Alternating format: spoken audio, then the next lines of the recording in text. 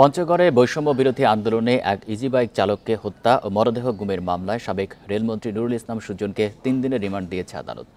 সকালে কড়া নিরাপত্তায় তাকে পঞ্চগড়ে আদালতে হাজিরের পর এই আদেশ দেওয়া হয়। এ সময় আদালত চত্বরে তার বিরুদ্ধে বিভিন্ন ধরনের স্লোগান দেন উপস্থিত জনতা।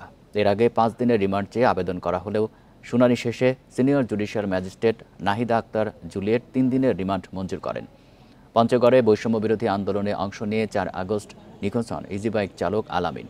এ ঘটনায় 10 নভেম্বর জেলা আওয়ামী লীগ সভাপতি ও সাবেক রেলমন্ত্রী সুজন সহ 19 জনকে আসামি করে হত্যা ও গুমের মামলা দায়ের করা হয়। আসামি করা হয় অজ্ঞাত আরও 150 জনকে।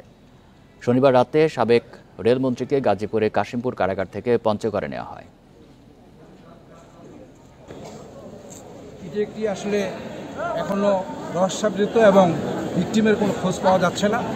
রহস্য উদ্ঘাটনের জন্যই এই মামলার আসামির রিমান্ড প্রয়োজন ছিল, যেটি আদালত অনুধাবন করেছেন।